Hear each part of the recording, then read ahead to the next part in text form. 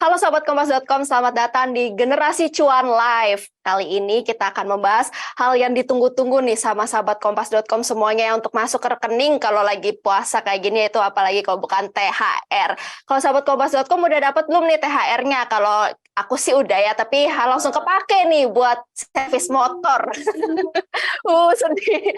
Orang mau beli baju ini servis motor ya. Tapi kalau Sahabat Kompas.com, uang THR-nya udah dipakai buat apa aja nih? Udah dialokasin buat baju kah? Atau pesan-pesan hampers kah? Atau buat nabung nonton Coldplay nih? Soalnya ramai banget nih isu Coldplay mau konser nih. Tapi kalau misalnya buat sahabat Kompas.com yang belum menerima, nah nonton sekarang biar tahu nih uang THR mau dikemanain. Terutama nih buat ibu-ibu muda, buat bapak-bapak muda yang anaknya masih pada kecil-kecil, tiba-tiba dikasih THR nih sama om tantenya. Terus kaget, wah aku dapat THR banyak lagi nih selain dari kantor, dari anak-anak. Nah biasanya nih orang tua kalau udah dikasih amplop sama anaknya, ada yang mengelolanya dengan baik, ada juga yang disangkain, oh ini memang uang orang tua, seperti dulu orang tua saya mengelola uang THR-nya, larinya ke kue, ke baju, dan lain-lain. Padahal sang anak misalnya butuh mainan atau buku baru dan lain-lain. Nah, biasanya nih ini kayak jarang banget dibahas, soalnya biasa orang berpikir anak-anak kalau dikasih amplop, uangnya ya udah serahkan ke orang tua. Padahal sebenarnya bisa dikelola lagi loh dengan baik sahabat Kompas.com. Walaupun nih nanti buat dede-dede semua yang terima THR kayaknya akan terimanya kecil deh. Soalnya tante-tante omnya lagi pada nabung nih buat konser. Tahun ini banyak banget konsernya. Walaupun seberapa pun itu tetap dikelola dengan baik ya ibu-ibu, bapak-bapak. Nah untuk itu kita akan ngobrol nih bareng Mbak Gita Arga Sasmita Reva selaku founder of Integrita Financial untuk ngebahas nih gimana baiknya mengelola uang THR anak. Dititipin harus diapain nih uangnya ya. Nah, halo Mbak Gita. Halo, Assalamualaikum, selamat sore Mbak Mei. Waalaikumsalam sore Mbak Gita. Nah, Mbak Gita sebelum nih aku mau bertanya-tanya soal THR ini, aku mau infoin dulu nih untuk sahabat Kompas.com semua yang nonton live ini di platform IG, Facebook, YouTube. Kalau mau nanya-nanya silahkan nanti akan dijawab oleh Mbak Gita. Dan dua orang penanya yang akan dipilih akan mendapatkan per orang voucher belanja di Alfamart Rp100.000. Lumayan tuh buat belanja sirup, Astor, dan lain-lain deh tuh buat nanti Lebaran. Jadi banyak-banyak nanya ya di Instagram @kompas.com, jangan lupa di follow, nanti pertanyaan yang dibacakan akan dijawab dan yang beruntung akan terpilih mendapatkan voucher Rp100.000 Alfamart. Oke Mbak Gita, tadi kan kita udah di awal membahas nih kalau mau soal THR anak, biasanya nggak cuma dapat 50 100 nih kalau anak-anak kecil nih, kalau Lebaran biasanya bisa lebih dari itu. Gimana sih cara mengelolanya supaya hasilnya itu nggak hanya hilang gitu aja uang THR anak? Oke, jadi sebenarnya gini, nggak apa-apa loh ibu-ibu, bapak-bapak, ayah, bunda gitu ya, menerima THR anak dan dititipin itu nggak apa-apa banget, nggak dosa gitu ya. Tapi Ya. yang perlu dicamkan adalah ini adalah uangnya anak. Gitu. Jadi untuk mengelola THR-nya, mengelola uangnya, yang paling baik seperti apa? Yang paling baik didiskusikan sama si pemilik uangnya. Si pemilik uangnya ini si anaknya. Nanti dari situ kan sebenarnya ini adalah momen-momen yang seru banget ya, yang tepat banget sebenarnya untuk anak sambil kita belajar untuk mengelola keuangan. Karena mereka dapat nih dari tante, dari kakek, nenek, sanak saudara, segala macam, uangnya banyak. Terus kebetulan udah ada nih sumbernya yang bisa dikelola. Nah, ini kita manfaatin momennya untuk bisa diskusi sama mereka. Mereka maunya apa sih? Maunya dikelola seperti apa sih? Nah, sebagai kita kan udah punya pengetahuan dasarnya nih mengelola keuangan sehari-hari gimana. Kita ajak anaknya, kita ajarin anaknya pakai pengetahuan dasar yang kita punya. Sebenarnya garis besarnya itu, Mbak. Tapi Mbak, kalau misalnya nih anaknya kalau ditanya, ini uangnya mau diapain deh? Terus kayak mau beli Lego yang banyak gimana tuh? Oke, jadi itulah fungsinya THR-nya dititipin ke orang tua. Karena anak kan sebenarnya belum tahu ya exactly nomor value uangnya, nilai uangnya tuh seperti apa. Buat mereka uangnya banyak bisa dibeliin apa aja gitu kan. Nah, jadi tugas kita tadi diskusi sama anaknya, mulai nih kalau misalnya anak usia sekolah biasanya kan kita tuh diajak ngobrol ya. Kita bisa ajakin mereka, kamu tuh list keinginannya tuh apa aja sih gitu. kita bisa nyuruh dia untuk bisa membuat prioritas. Kamu yang paling dipengenin apa? Nomor 1, 2, 3 apa? Nah, terus kita kasih tahu, oke, dari ini adalah hadiah gitu. Kita bisa jelasin di situ bahwa beda loh sama yang mama papa dapetin setiap bulan gaji. Kalau ini adalah hadiah, kalau gaji bedanya kita harus kerja dulu. Nah, ini karena ini sama-sama uang ya, ini harus dikelola dengan baik. Terus udah gitu kita bisa kasih pengantar ke mereka. Ini misalnya 40%, 50%, misalnya setengahnya lah, setengahnya bisa kamu manfaatin untuk kamu tadi keinginannya apa aja. Terus sisanya setengahnya lagi. Boleh nggak ya mama ini mama tabungin atau investasikan untuk sekolah kamu, untuk nanti kamu beli keperluan sekolah gitu ya. Terus sisanya boleh nggak ya kita sedekahin, kita berbagi juga sama orang lain. Nah, jadi pelajarannya ada banyak tuh. Belajar untuk bagaimana mereka mengelola keinginannya supaya mereka prioritas mana keinginan yang bisa di cover sama uang yang mereka punya atau kemampuan saat ini yang mereka punya. Terus kita ngajarin juga berbagi, kita juga ngajarin mereka untuk bisa nyiapin masa depan juga. Oke Mbak, kalau untuk konteks misalnya anak SD nih sudah mengerti uang yang dia terima berapa, terus dia bilang kayak Papa, aku mau megang 100% misalnya, apakah orang tua disarankan untuk memberikan 100%, terus mengajarkan misalnya 50% untuk apa dan lain sebagainya, atau ada tips lainnya nih Mbak untuk yang anaknya sudah mengerti kalau uang yang dipegang itu berapa nominalnya? Justru kalau anaknya udah ngerti, lebih enak kita ngajarinnya, bisa ngobrolnya tuh akan lebih enak gitu. Kayak tadi kita ajakin mereka diskusi kenapa sih kita nggak boleh 100% ini kita belanjain untuk keinginan kita harus kasih pengertian itu. Terus tapi mereka juga punya hak untuk membelanjakannya, cuma tidak semua. Makanya tadi yang aku bilang tipsnya adalah yuk kita ajakin mereka ngobrol, diskusiin mereka tuh sebenarnya keinginan yang selama ini, keinginan yang kepengen banget itu apa, itu mereka jadiin prioritas, mau mereka beli mainan, beli sepatu, atau barang-barang yang mereka inginkan gitu ya, apa aja. Misalnya nggak cukup nih Mbak uangnya, misalnya mereka dapat THR-nya misalnya 500.000, terus setengah kita kasih mereka untuk bisa mereka belanjain, berarti kan 250.000, sementara mainannya itu harganya 300.000 gitu. Nah, kita kasih pengertian ke mereka, oke, kamu udah punya 250.000, berarti kurang 50.000 lagi. Kita bisa tabung lagi ya bulan depan sampai ini bisa, ini ada modalnya. Nah, setengahnya ya harus ditabungin. Kita juga kasih tahu, kita harus terbuka sama mereka. Ini ditabunginnya di mana sih? Kalau sekarang kan banyak ya tabungan anak-anak gitu, dan ajak aja mereka untuk bisa buka tabungan di bank gitu ya, kasih tahu mereka bukunya seperti apa, uangnya ada di sini, kasih mereka laporan. Jadi mereka juga melek finansial itu dari dini banget gitu. Sebenarnya Mbak, secara garis besar atau sebutannya itu kalau uang THR untuk anak itu memang literally untuk buat anak kan? Atau sebenarnya itu juga adalah bagian buat orang tua juga? Punya anak. Jadi uang THR namanya niatnya kan saudara-saudara kita, neneknya itu kan niatnya untuk kasih ke anaknya ya. Jadi ya pastinya akad di awalnya nih, perjanjian di awalnya ya buat anak, berarti uangnya anak. Kalau kita tugasnya adalah mengarahkan supaya anaknya itu bisa memanfaatkan apa yang mereka dapetin aja. Nah, tuh sahabat Kompas.com, buat kamu-kamu yang sudah punya anak kecil, tuh inget ya THR anak ya, bukan THR. Kadang kalau misalnya nerima, ya misalnya walaupun aku misalnya belum nikah juga, kalau ade dikasih THR, kayak mikirnya ade kan mau ngerti gitu.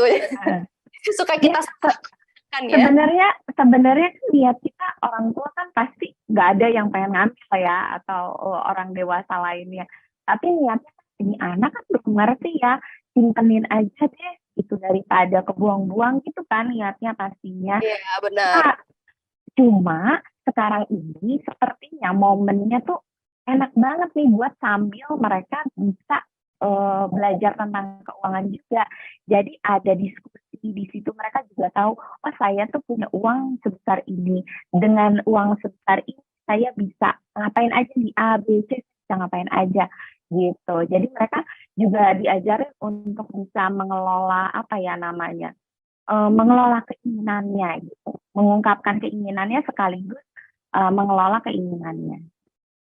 Oke. Nah, Mbak, kalau misalnya konteksnya tadi kan anak SD, kalau ini misalnya anaknya masih bayi, kan kadang walaupun Baik. umur 6 bulan, tapi om tantenya udah Hmm. tetap ngasih ya THR untuk hitungannya bayi. Nah, ini apakah hitungannya orang tua boleh menggunakan 100% untuk keperluannya, apalagi kalau misalnya dalam konteks keluarga baru yang orang tuanya juga ternyata belum dapat THR dari kantor dan lain sebagainya. Iya, oke. Jadi sebenarnya pertama itu uang anak tetap ya. Terus boleh dipakai atau enggak? Sebenarnya kan anaknya juga belum bisa diajak diskusi atau minta izin juga belum ya. Tapi nanti bisa gini, apa namanya, untuk kepentingan anak diniatinnya nggak apa-apa. Tapi nanti kalau misalnya dia udah usia sekolah, ceritain aja dulu tuh kamu dikasih loh ini, terus mama pakai buat keperluan kamu, beli popok lah, beli makanan kamu dan lain-lain gitu, diceritain aja gitu. Karena kalau misalnya mau ini juga mengajarkan keterbukaan sama anak, mengajarkan apa namanya kejujuran dalam pengelolaan keuangan. Gitu. Ya, oke. Berarti ini ya, walaupun anak masih bayi, tetap nanti kalau sudah mengerti, tetap diceritakan tiap tahunnya kalau dapat juga dari kecil, dari bayi, Hmm, dapat THR dari om tante ya. hmm, Oke. hmm. Oke, kita akan jawab nih Mbak pertanyaan dari dari sahabatkompas.com, tapi diingetin lagi nih sahabatkompas.com, ayo banyak-banyak nanya nanti dijawab. Yang beruntung akan dapat voucher Alfamart senilai Rp100.000 per orang. Kita akan jawab dulu dari pertanyaan di Instagram, akunnya Caca Casti dari Surabaya. Bagaimana tips mengatur finansial di saat sedang mengalami krisis moneter berumah tangga? Wah, krisis moneter berumah tangga. Biasanya pasangan-pasangan baru nih kayaknya. Hmm. Ada itu namanya ya dalam budgeting ya dalam teknik budgeting tuh namanya barebone gitu. Kalau di Indonesia itu polos gitu ya, polos benar-benar polos kelihatan sampai ke tulang-tulang. Jadi kalau misalnya kita dalam kondisi yang sangat sulit pada waktu itu misalnya aja apa namanya lagi banyak utang atau lagi apa pekerjaan lagi gonjang-ganjing lah lagi nggak misalnya di layoff dan segala macamnya. Yang bisa kita lakukan adalah pertama kali ngelihat si budgetingnya, ngelihat si cash flow kita bulanan gitu. Jadi pengeluaran itu kan tetap ada ya Mbak. Pengeluaran terus kita hanya harus apa namanya hanya harus memenuhi kebutuhan primernya aja. Jadi untuk kebutuhan yang lain-lain di luar primer itu termasuk nabung itu nggak usah dulu gitu. Jadi cuma kita lihat lagi analisa lagi pengeluaran kita tuh apa aja yang primer dan itu yang harus kita penuhi. Tapi penyakitnya aja adalah permasalahannya itu adalah orang tuh kalau ditanya nih, kamu gajinya berapa sih? Oh, bisa langsung jawab tuh, oh gaji saya 5 juta, oh gaji saya 10 juta. Tapi kalau misalnya ditanya, pengeluaran kamu sebulan tuh berapa sih? Atau kalau kamu belanja bulanan tuh berapa sih? Buat makan berapa sih? Itu mikir, berapa ya? Nggak tentu nih, aduh berapa ya? Kesulitan. Nah itu yang harus kita latih. Jadi setiap bulan tuh kita udah tahu sebenarnya harga kebutuhan kita untuk survive, untuk bertahan hidup tuh berapa. Jadi nanti misalnya nih saat ini lagi kondisinya lagi sulit gitu ya. Kita jadi sudah bisa memutuskan bahwa oh oke, tabungan yang ada sekarang hanya boleh untuk sesuatu yang bikin kita survive primer, makan, transportasi, komunikasi, bayar-bayar kewajiban dan sekolah dan lain-lain gitu. Oke, itu ya yang pasangan muda juga harus highlight juga, apalagi kalau misalnya pasangan muda dan sudah punya anak juga ya Mbak ya. Nah kalau misalnya nih, kayaknya ini pertanyaannya masuk juga kayak yang menerima THR nggak hanya anak-anak kecil nih ya Mbak, yang udah dewasa seperti saya juga pada nanya nih untuk uang-uang THR-nya. Ini juga ada dari Instagram nanya, bagaimana cara merestrukturisasi, wow bahasanya kondisi keuangan kita secara efektif dan komprehensif untuk dapat mencapai pengelolaan dana yang optimal dalam pembagiannya baik untuk dana darurat atau mungkin bisa lebih disimpelin kalau gimana nih kondisi keuangannya supaya efektif kali ya, apalagi dapat THR juga, terus buat dana daruratnya segala macem. Oke, ini bahasanya susah banget nih, wah tinggi banget. Tadi moneter, Keren-keren. sekarang komprehensif dan lain-lain. Oke, jadi gini, sederhananya adalah kita tuh harus tahu income kita tuh dari mana aja. Gitu. Yang umum ya, sebagai karyawan itu biasanya yang umum kita dapat gaji bulanan, ya kan? Sama pendapatan tahunan. Yang namanya pendapatan tahunan itu ada THR, ada bonus jika ada tuh ya. Nah, itu tuh dua jenisnya, bonus sama THR itu tahunan. Dan masing-masing sumber pendapatan ini kita gunakan untuk pengeluaran yang masing-masing juga, kayak gaji bulanan ya untuk pengeluaran yang sifatnya kita keluarin 1 bulan sekali. Kalau tahunan ya untuk yang 1 tahun sekali gitu. Nah, pembagiannya gimana biar efektif?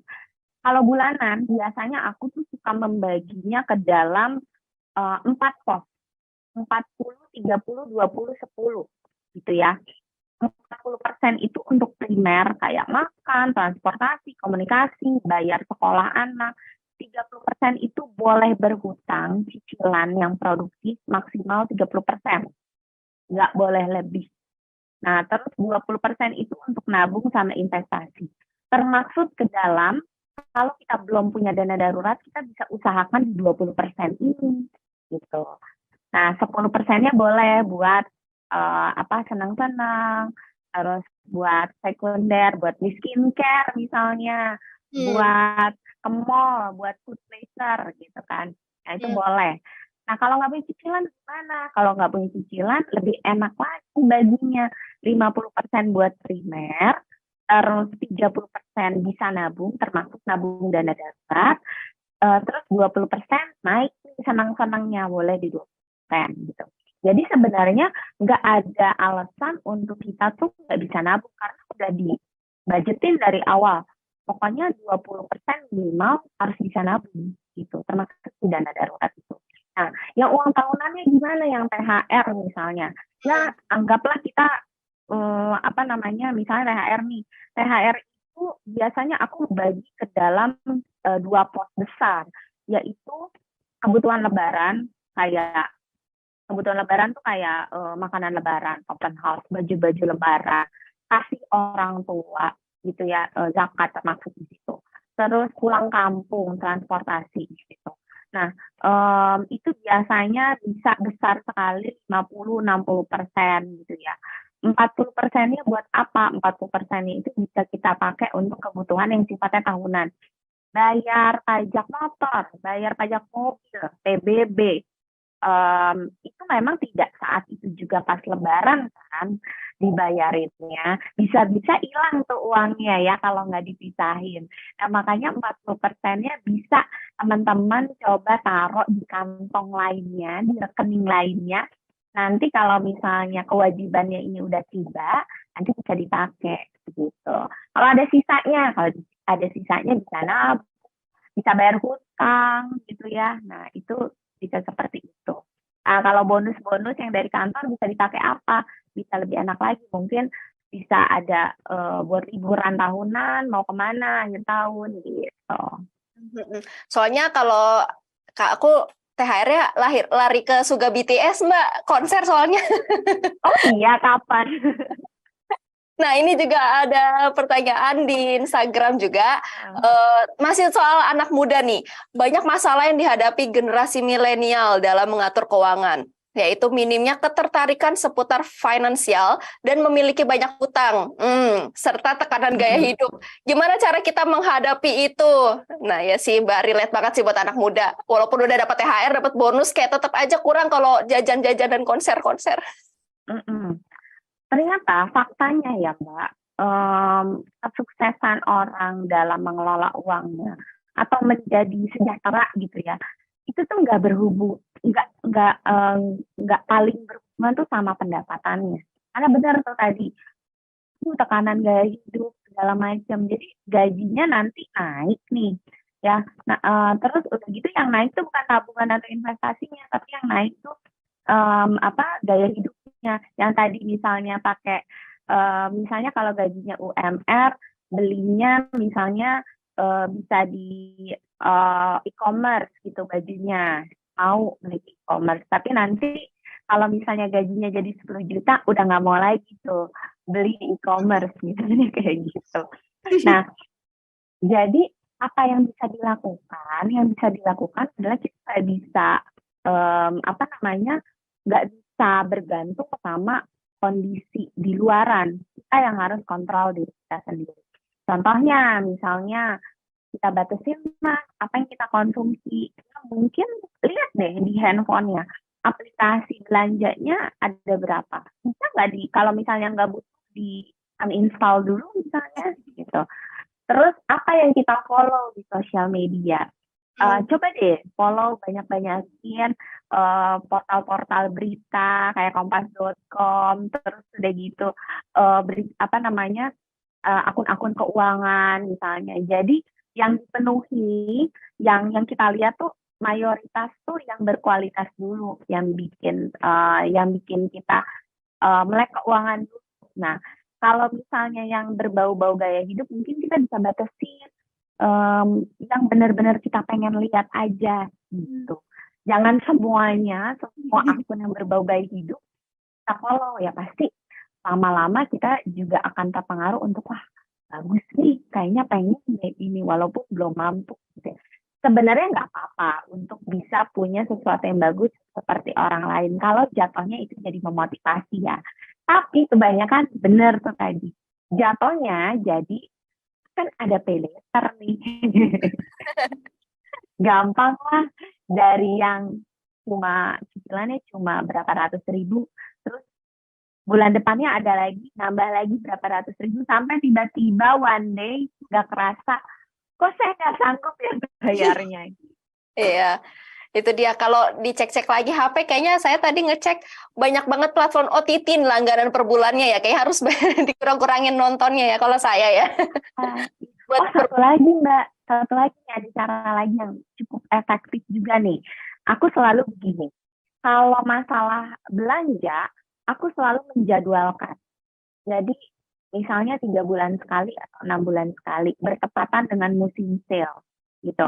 Nah, teman-teman juga bisa pakai itu untuk bisa misalnya punya kantong sendiri, kantong belanja sendiri nih, kantong rekening.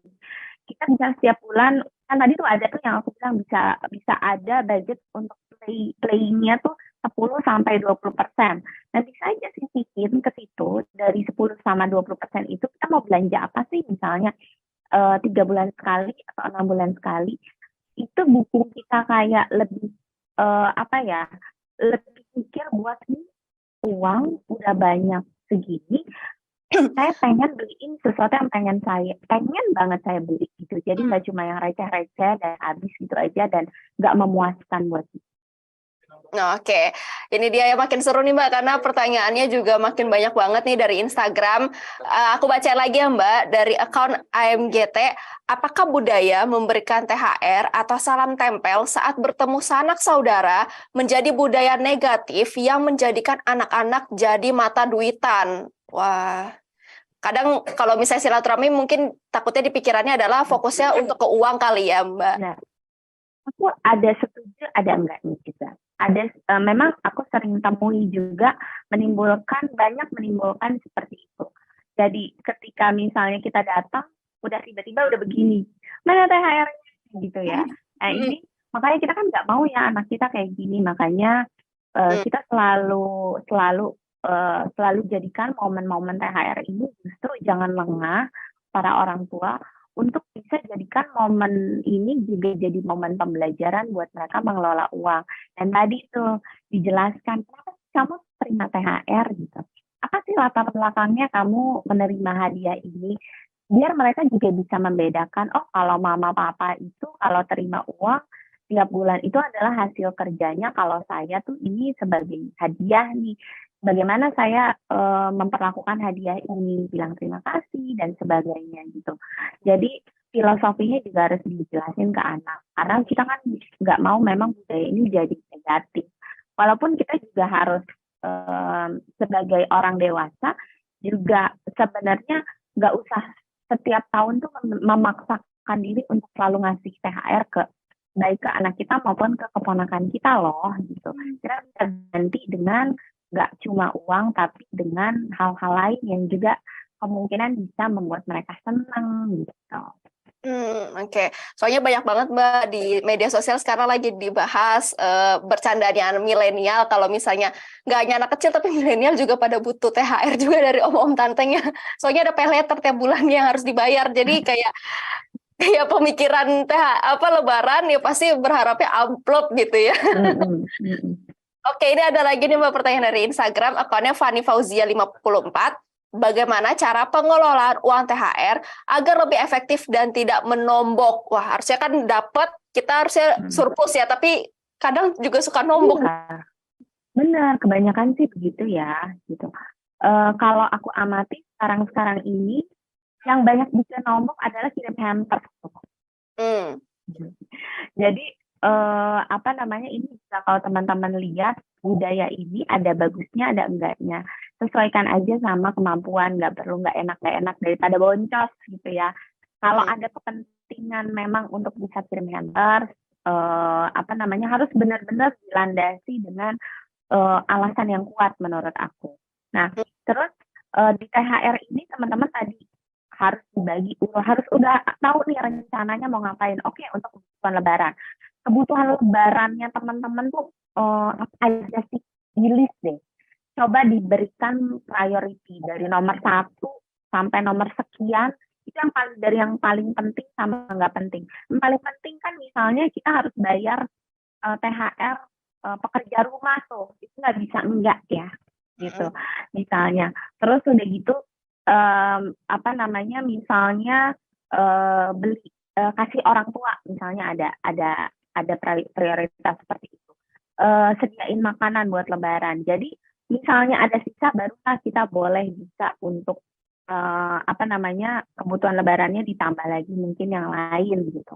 Nah, tapi di awal di THR kita bisa sisihkan 50-60% di awalnya untuk lebaran deh gitu. 40%-nya kan tadi untuk kebutuhan tahunan ya. Dari setengahnya ini, dari 50-60%-nya ini, setlah prioritinya teman-teman tuh masing-masing seperti apa. Kalau nggak cukup, harus dicukup-cukupin. Gitu. Ya, benar ya. Batasannya itu. Berarti memprioritaskan dulu ya yang mana yang utama, yang paling penting ya Mbak ya. Bikin prioritas dulu. Benar-benar baru. Orang pasti mikirnya, check out baju lebaran dulu nih. Lihat di e-commerce, Kaftan Manohara check out gitu ya. Mau buru-buru. Itu biasanya sebelum lebaran tuh udah ada kan iklan raya series gitu kan, Mbak. Belum ada uangnya nih. Niatnya pakai pay later dulu, nanti bayarnya pakai THR gitu kan. Niatnya tuh biasanya kayak jadi ini ya, nombok takutnya ya. Nah, kita akan baca lagi nih dari Instagram, akunnya Dede Reinana. Kak, bagaimana cara komunikasi terbaik agar anak tidak meminta-minta kepada orang-orang untuk THR? Dan bagaimana ya menyikapinya jika anak merasa uangnya itu hanya untuk kebutuhan pribadinya? Nah, harus sering-sering ngobrol kuncinya. Nggak ada yang lain.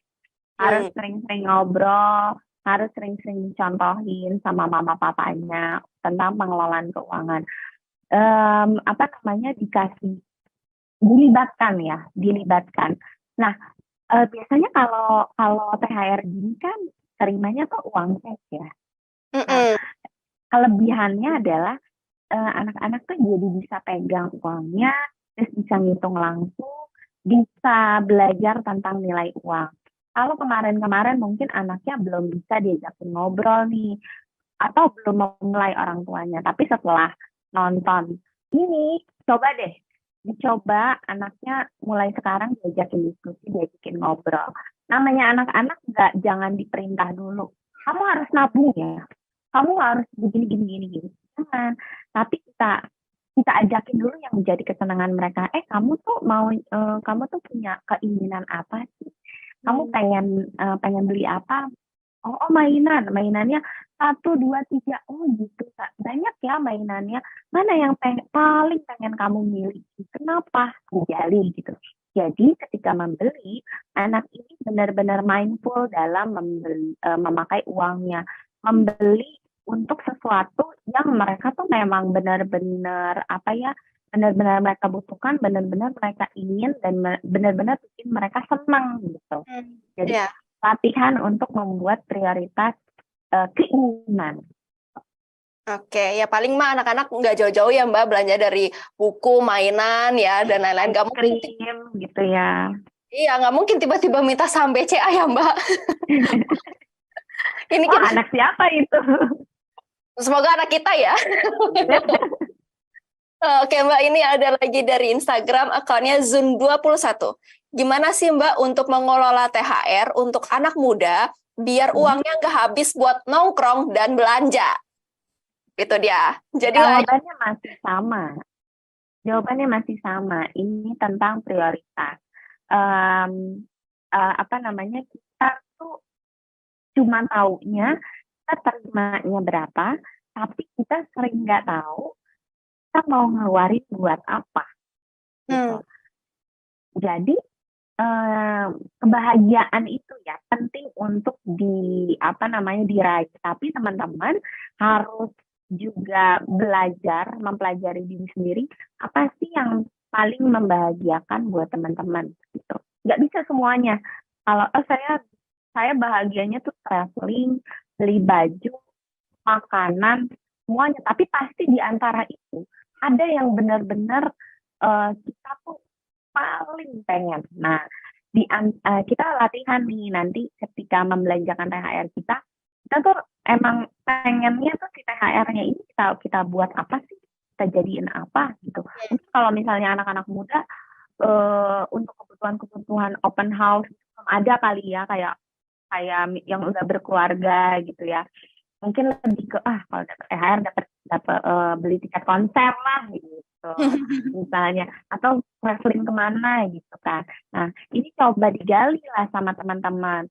Kalau misalnya memang pengen beli tiket Coldplay nanti akhir tahun ya nongkrongnya kurangin gitu. Jadi biar nggak habis, biar bisa beli tiket tanpa pay later gitu. amin. Nah tuh untuk teman-temanku semua maaf ya kalau ngajak nongkrong, aku nggak bisa mau nabung buat Coldplay. Oke, kita lanjut lagi ya Mbak. Ini banyak banget nih pertanyaan dari sahabatkompas.com di Instagram, menarik banget. Ada lagi dari akun 2020 Ria Melo. Assalamualaikum Mbak, izin bertanya, dari usia berapa sih anak itu diajarin untuk menabung, apalagi saat momen Lebaran dengan THR-nya? Oh, gitu. Diajarnya terutama ketika mereka udah bisa diajakin ngobrol. Biasanya mungkin anak-anak umur di atas 3 tahun ya, udah bisa diajakin ngobrol ya. Kalau di bawah 3 tahun tuh kan masih bayi lah ya gitu. Nah, itu diajakin ngobrol sebatas misalnya anak umur 3 tahun sebatas gini. Mamanya mau simpanin uang THR-nya misalnya. Kamu bisa diajakin, kamu dapat uang dari kakek nenek ini nanti bisa kamu pakai untuk A, B, C. Tapi mama simpanin dulu ya. Gitu. Sesederhana itu aja. Terus ngomongin soal uang misalnya, kita beli diajakin ke supermarket misalnya ya, diajakin ke supermarket mereka mau beli coklat dan segala macamnya. Kita liatin aja, kita kasih tahu aja ini harganya ini kamu bolehnya beli ini soalnya kita uangnya cuma bisa beli ini jangan cuma bisa ya kita beli kita punya uang segini sehingga kita bisa beli A B C misalnya gitu pelan-pelan aja dikasih tahu gitu. Anaknya udah makin besar udah makin dewasa gitu ya misalnya anak SD itu udah lebih enak kan mereka dapat uang jajan nih setiap hari. Kita bisa latih mereka untuk kamu nanti di kantin sekolah kamu mau beli apa aja gitu. Nggak usah dilarang, tapi dikasih tahu maunya beli ini. Oh cukup tuh uangnya misalnya gitu. Nanti beranjak latihan lagi makin misalnya SMP dikasih uangnya nggak harian lagi tapi mingguan. Nanti kalau udah SMA dikasih uangnya bulanan, diskusinya udah makin rumit lagi tuh. Nah, ketika ketika mereka udah misalnya usia sekolah tuh udah bisa dibukain misalnya tabungan anak-anak. Mereka ajakin aja ke bank, kasih tahu bahwa oh ini kalau kita mau menyimpan uang, mau nabung untuk masa depan, kita datangnya ke tempat ini. Nah, kamu kita kita kita mulai nabung ya untuk masa depan kamu, untuk kasih gambaran mereka bisa apa di masa depan itu. Karena anak-anak kan harus konkret ya gambarannya. Terus kasih tahu bukunya seperti ini. Jadi biar mereka makin semangat. Biasanya kalau buku tabungan anak-anak itu kan seru ya, gambarnya lucu-lucu. Jadi ketika mereka nanti dapat uang dari manapun, ayo kita ajakin nabung ke bank yuk. Sesimpel itu aja. Banyak cara ya Mbak ternyata yang bisa dicoba. Nah ini Mbak ada lagi nih Mbak yang mau nanya dari Instagram akunnya Dwi Karyati_Halwa. Kak, gimana ya respon kita saat anak ingin membeli sesuatu di luar kesepakatan yang sudah kita buat? Oke. Ini sebenarnya lebih ke culture-nya orang tua tuh selama ini ada dalam memberikan pengertian kepada anak tuh gimana. Ini balik lagi sebenarnya kalau misalnya ke kesepakatan itu anaknya nggak sepakat, ya orang tua gimana caranya buat menenangkan atau membuat itu anaknya bisa berkomitmen, itu balik lagi tuh. Teman-teman bisa nyontok mungkin banyak ya di akun-akun parenting. Aku juga kurang tahu spesifik itu kalau misalnya mengajarkan anak untuk bisa nggak tantrum ketika misalnya tidak dipenuhi kebutuhannya, exactly itu aku nggak tahu caranya itu seperti apa. Tapi teman-teman bisa berlatih sama anaknya bahwa apapun yang terjadi usahakan untuk bisa komit terhadap apa yang udah belanjanya. Misalnya kamu belanjanya ke supermarket 10.000, ya harus 10.000 gitu. Masalah apa yang dibelanjain sama anaknya itu kasih aja, itu hak prerogatifnya anak. Biasanya mungkin mereka ngelihatnya kok sih cuma bisa satu sih belinya gitu ya, dengan uang yang dikasih mama 10.000 atau 50.000 gitu. Kita bisa tawarkan ke mereka, oh kalau kamu mau lebih dari satu, atau mungkin mereka senangnya kelihatan banyak.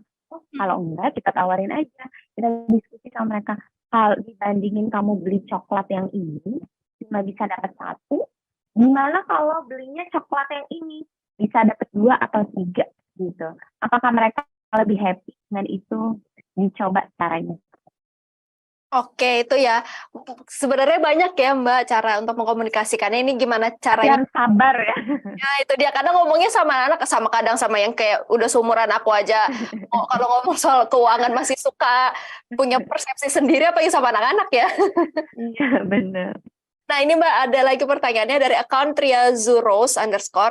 Apakah sebagai orang tua kita harus melibatkan anak dalam segala pengelolaan keuangan keluarga?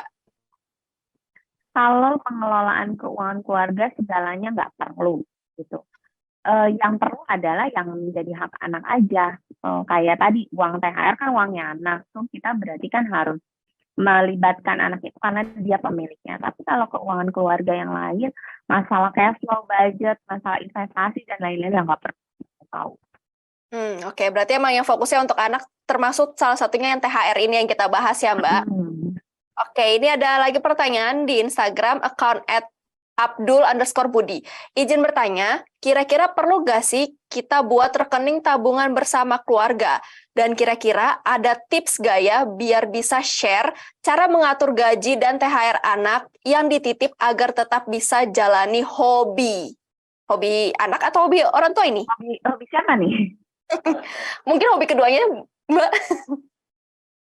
Kalau THR anak ya pasti orang tuanya nggak punya hak untuk membelanjakan ke hobinya ya. By the way, orang tuanya boleh membelanjakan itu, tapi untuk yang keperluan anaknya, misalnya untuk bayar sekolah anaknya ya boleh-boleh aja, asalkan ya anaknya diajak diskusi gitu aja. Tapi kalau untuk hobi orang tuanya nggak boleh ya, please. Terus untuk punya rekening bersama itu perlu atau enggak. Mm-mm. Ada yang perlu, ada yang enggak. Jadi enggak takut harus buka rekening bersama gitu.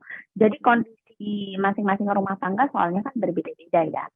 Kalau misalnya dirasa bahwa dengan punya rekening bersama, suami istri ini bisa lebih transparan, bisa lebih komunikasi tentang uangnya tuh lebih lancar gitu ya. Karena kan rekening bersama ini sifatnya gini loh, bisa diakses bareng-bareng, tapi tapi transaksinya itu biasanya cuma salah satu aja yang bisa melakukan transaksi. Jadi ada rem atau or kalau rekening bersama itu. Nah, jadi kepentingannya apa dulu nih? Kalau misalnya untuk kepentingan ya biar bisa sama-sama mengakses gitu ya, biar lebih terbuka keuangannya. Oke, silahkan gitu. Tapi kalau misalnya emang pada dasarnya suami istri ini memang udah akan sulit kalau bareng-bareng karena misalnya ada misalnya suaminya pengusaha gitu ya, yang yang rekeningnya tuh harus beda sendiri gitu, atau masing-masing udah pengelolaannya emang udah bagus, komunikasinya udah bagus, memilih untuk udahlah satu-satu aja, kayaknya ribet deh kalau misalnya harus rekening bersama, nggak apa-apa juga gitu. Jadi tergantung banget sama kondisi komunikasi masing-masing rumah tangga. Oke. Kalau untuk tadi pertanyaannya akun Abdul tadi kan THR anak yang dititip agar tetap bisa jalan hobi. Kalau THR anak udah pasti buat anak, tapi ada juga di-share cara mengatur gaji agar tetap bisa jalani hobi. Mungkin yang mengatur gaji kali ya supaya baik gitu. Kalau misalnya masih bisa menjalani hobi tadi tuh, kalau kita terima gaji bulanan itu kan langsung dibudgeting tuh pakai angka 40 30 20 10 atau 50 30 20 gitu ya.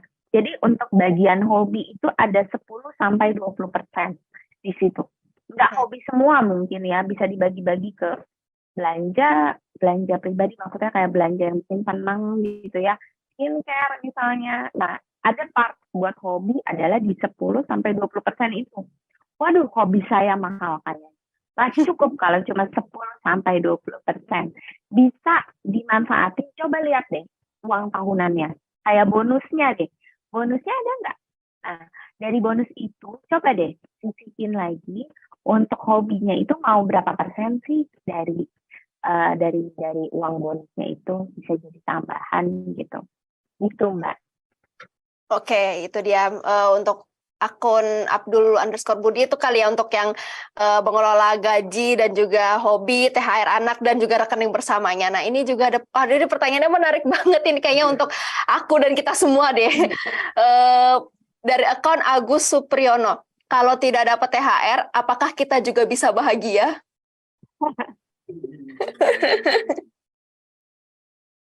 Jadi kalau dapat THR bisa bahagia atau enggak ya bisa dong, karena kebahagiaan itu tidak ditentukan sama semata-mata uang, betul? Betul. Jadi tapi gimana mau bahagia kalau misalnya kebutuhan lebarannya banyak, terus uang THR-nya nggak ada? Yuk kita tos dulu, Mas siapa tadi atau Mbak siapa tadi? Aku juga nggak dapat THR, tapi aku memberikan THR malah ya. Nah, jadi sebagai misalnya yang nggak kebanyakan yang nggak dapat THR kan orang yang freelance, orang yang punya usaha sendiri gitu ya, atau nggak semua kantor juga mungkin bagi THR gitu ya. Nah, jadi di sini bisa ditabung di bulanannya untuk kebutuhan, kan udah tahu nih bahwa tiap tahun akan ada lebaran, nah bisa ditabung dari situ. Oke, itu ya jawabannya Mbak ya untuk pertanyaan yang sangat filosofis dan menutup pertanyaan sahabat kompas.com pada sore ini nih. Jadi renungan juga nih untuk kita semua, kalau nggak dapat THR ya harusnya tetap bahagia ya, karena kan intinya adalah perayaan lebarannya ya. Betul. Oke, sahabat kompas.com yang sudah nanya-nanya tadi, nanti akan kita pilih nih 2 pemenang untuk yang akan memenangkan voucher Alfamart senilai Rp100.000. Nah Mbak, ini ada pertanyaan terakhir juga nih untuk kita pada sore hari ini. Gimana sih Mbak untuk persentase penggunaan THR untuk bayar zakat dan memenuhi kebutuhan pokok lebaran lainnya? Apalagi kalau misalnya mungkin dapat THR anak, apakah bisa juga dialokasikan untuk zakat dan memenuhi kebutuhan pokok lebaran lainnya? Dan juga kalau tadi kan sempat di-mention nggak ngasih uang juga nggak apa-apa kok. Apakah ada hadiah menarik lainnya nih yang bisa dikasih selain uang nih untuk THR anak-anak? Pos lebaran yang tadi yang pertama, kalau misalnya untuk pos lebaran saran aku sisihin 50-60% untuk kebutuhan lebaran ya. Jadi teman-teman udah bisa bagi-bagi di situ ya, termasuk zakat di situ. Zakat fitrah kan juga nggak seberapa juga, dan biasanya kita bayarnya juga pakai beras gitu kan. Nah terus udah gitu untuk pengganti uang THR biasanya itu aku juga begitu tuh, ganti-gantian, nggak selalu uang. Kayak misalnya kita bikin yang kayak hadiah-hadiah buat kayak ulang tahun yang gitu, isinya snack atau isinya alat-alat tulis gitu, buku gitu. Kayak dibuat cantik lah.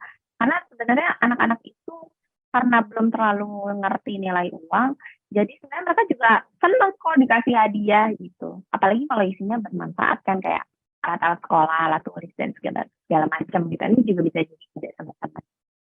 Nah, itu dia. Ya, benar sih. Kita jadi bisa buat ide kita juga nih, kalau memang lagi belum bisa kasih uang, buat keponakan kita, kita bisa kasih alat tulis dan lain-lainnya, Mbak ya. Ya, Betul. Mbak Gita, ini kan kita sebentar lagi kayak udah mau jam buka puasa nih, Mbak. Pasti banyak banget nih yang udah masih nanya-nanya sebenarnya. Tapi kalau durasi kita ikutin, nggak buka puasa, Mbak Gitanya juga ya.